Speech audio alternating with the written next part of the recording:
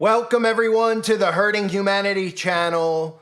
When I was covering the story about those earthquake drills that are going on last week across the entire earth right now, they're doing earthquake drills, or they just did a scheduled earthquake drill where they say shake it up, shake up drill, and the kids went underneath the desks. I was talking about how they're conditioning people to prepare for an earthquake. And after I did that video, I saw this come out of local Missouri media about not if, but when an earthquake would hit along Missouri's New Madrid Fault. Now, if you're not familiar with the New Madrid Fault, they claim it is a very active area where there are more than 200 seismic events measured each year. But really what they're doing by telling you stuff like this is that they're preparing to unleash something in this area. And coincidentally, this all ties into predictive programming that I'll show you after I play for you this news clip, because even recently, a few months ago, I did a video about a B-level movie that came out called Continental Split, where they showed an earthquake directly underneath the St. Louis Arch, which caused a continental split. Now, if you understand what they're saying here with the New Madrid fault line, well, they're pretty much hinting at the same thing. So back to the drills that were run. I showed you some of the drills that were being done in classrooms where they were showing children get underneath the desk and they were saying, hey, everybody, there might be an earthquake. This is what you should do to prepare.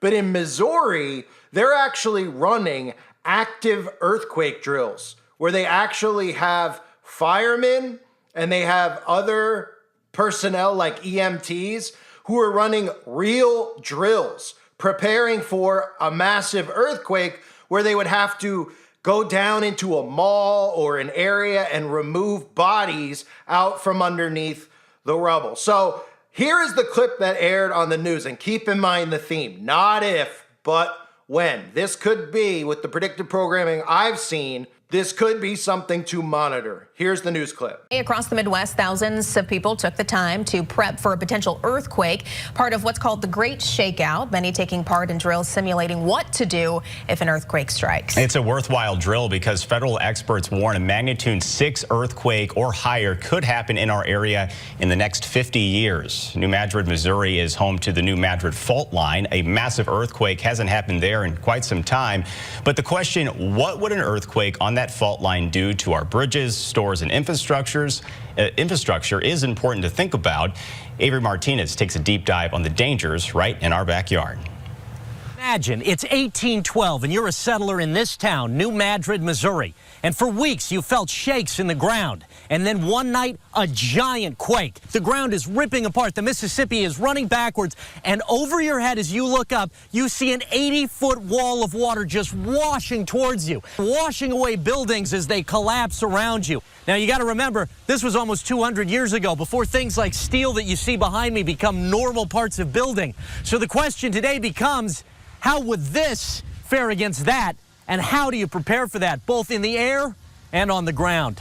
The 1812 quake was roughly 8 magnitude on the 10-point Richter scale. While it's difficult to predict where it might happen, officials are constantly prepping for when it does, like these drills at a mall, as there's a 25 to 40% chance of a magnitude 6 quake in the next 50 years. So we're simulating a collapse of the mall with search and rescue. It's just one of many drills this year. And we were looking through rubble, smashed delivery trucks, try and locate somebody or a sign of life. Emergency planning is focused on saving lives instead of preventing the inevitable. This is reality. So those older buildings, the different types of construction over the period of years. Hundreds of minor earthquakes have struck along the fault this year, but experts say there's only a 10% chance of a major quake right now. A FEMA report found if the 1812 quake hit today, the damage could exceed $200 billion. USGS estimates nationwide $14 billion of structure damage and loss are due to earthquakes each year. When the 1812 quake hit, the Midwest was rural and open. 200 years later, not so much. St. Louis area first responders train constantly. Seismologists believe real concerns come after the shaking. Then you get to start worrying, well, will the pipes break? For how long will we not have electricity? While the Midwest hasn't had a major quake recently, preparation is key. When you look at the St. Louis area, especially on the New Madrid seismic fault, one could argue that we're due for one of those. Impacts to rivers, bridges, and trains are major concerns. That's why it's crucial to understand earthquakes to better build and prepare. St. Louis University has studied them for over a century, a program created to track the New Madrid fault. Why did we have the earthquakes? What was the nature of the earthquake? Where's the fault? Scientists estimate chance. We don't know when they're going to happen, and it's not because of a lack of trying. Buildings on soft soil near rivers are more likely to collapse. Seismologists study data so that if a disaster occurs, that there will be a response to help the people that are affected, and it will be done quickly. Nationwide, over 500 USGS computer monitoring stations are constantly watching. Pablo is a survivor of a Chilean quake. And I was on a 7th floor, and I remember, okay, this is very scary. Well, one way to defeat fear is to understand it. And the only way to imagine the future is to look at the past. Look at the impact of the 1812 quakes in these photos,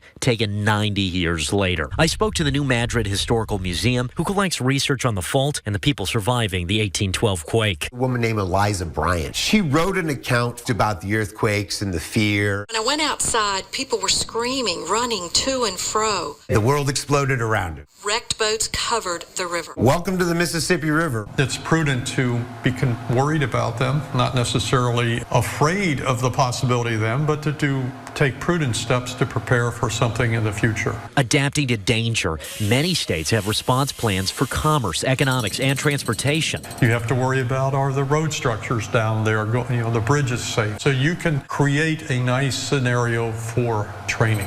A lot of it is related to life safety. So if you're preparing for an earthquake, what do you do? Just get away from anything that breaks like glass. Train experts. It's a tough day at work for everybody here. And live. Be aware that it can happen, but don't live your life as if it's going to happen every day. And all the experts I spoke with told me one thing. This isn't a question of if, but when.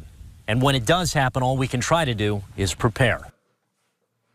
So they're telling you that there's concerns along Missouri's New Madrid fault. They're telling you this because they say there's lots of seismic events that are measured there, even though they're too small to be felt, right?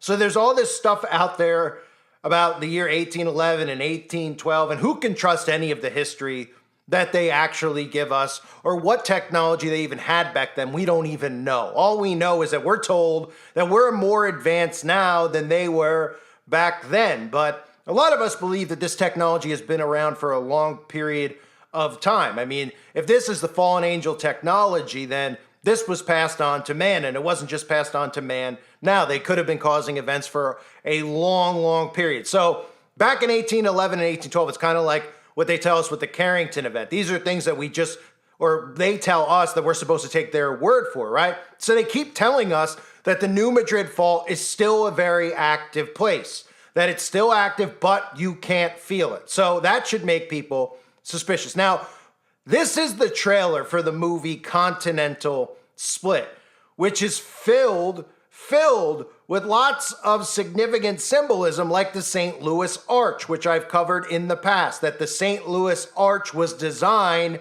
as a weapon for the CIA. It is a weather modification arc. That's what it's there for. No other reason. Somebody didn't just build that because they were more creative than somebody else, and they said, wow, that's a great idea.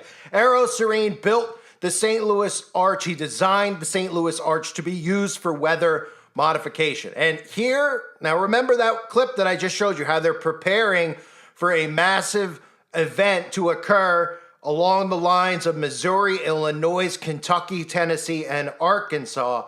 And here is conveniently a trailer for a movie, and we know how they work, right? They do this all the time. They reveal these things all the time through movies. Even if they're B-level bombs like this, they're out there for a reason. Here's the trailer for Continental Split. Come on, we're gonna be late. All right. Please turn that off. Is that an earthquake? A what? Brendan, stop! Mom, it's Brenda. They've been in an accident. What happened? Is Eric okay? We just had a major seismic event. The New Madrid Fault is the largest on this continent. If we're seeing this much activity, it means something way bigger could be on the way. But there's sinkholes, massive sand flows emerging. None of this is normal. If we don't pinpoint where and how these plates are slipping, we're looking at a 10.0 or larger in less than 9 hours. It'll split the entire continent in half. You should call the governor or have her issue a national emergency. This earthquake will rip apart the entire country. I cannot declare a state of emergency on a hunch. Just do the right thing. Look out! We need to do something. We'll confirm the weak spot and relieve the stress along the fault. No! We gotta go, we gotta go! It's too late. We have to stop this quake. Otherwise, millions will die. So again, you may have noticed in Continental Split, the theme, they're talking about the theme of what? What's responsible for it? Oh, the climate's responsible for it, right? As they show you the St. Louis Arch, and they talk about the water rising, the brave fighting, but what they forget to mention is the government doing it. Because the government's had the ability to do it for a while, and now we're seeing it happening and being weaponized all around us. And again, I talked about the St. Louis Arch. For anyone out there that doesn't know, if you're trying to wake up yourself or you're trying to wake other people up to weather modification and weaponized weather and the government's ability to do this and how all these things around us that we look at as architectural achievements and things like that are actually giant antennas for the most part. And the St. Louis Arch, you could point to somebody and say, well, here's the designer. Eero Saarinen was working for the OSS, which is the CIA, on, quote, weapons and devices. But what? In his spare time, he created this gigantic, odd-looking arch that really has no significance to anything, right? It's just some random thing we're supposed to look at and ooh and ah over. Oh, wow, that looks really cool and neat. But did you know the person who designed it wasn't somebody who went to school for architecture? Do you know it's somebody who's working for the government to create and design weapons, specifically weaponized weather weapons? And he's the one who designed this mysterious thing. And being that it goes very close to where the New Madrid Fault is, people should be suspicious about its ability to be used and harness a potential man-made earthquake. And again, the man-made earthquake, along with all of our understanding of weaponized weather and HAARP, is something people need to know about. Whether you want to explain it to them as Tesla's earthquake machine, you should start there and explain to them how when Tesla supposedly got sick and died, how they called in Donald Trump's uncle. And what did he do? Well, he took a look at all these patents that Tesla had. Because it was reported that Tesla created an earthquake in New York City a few years before his death and had this patent and all ready to go. So whose hands did it end up in? Oh, Donald Trump's uncle's hands, who was called upon by who? The CIA and the FBI to come in and take a look at all of his engineering documents, right? And now, coincidentally, all these years later, the man who's front and center to be the leader of the United States of America while we're under climate attack happens to be Donald Trump, right? But these are all mere coincidences, right? So I wanted to show everybody out there that because I had done a video already about Continental Split and the predictive programming. And then you see it even after I cover the drills, how they're talking about drills being done. They weren't just doing drills underneath desks. They literally were taking firemen, taking resources, taking people who obviously have lots going on as firemen, and they were making them practice this drill and run this drill as if there was going to be a massive earthquake around the St. Louis area. They even showed you in the news clip the St. Louis Arch, if you didn't notice.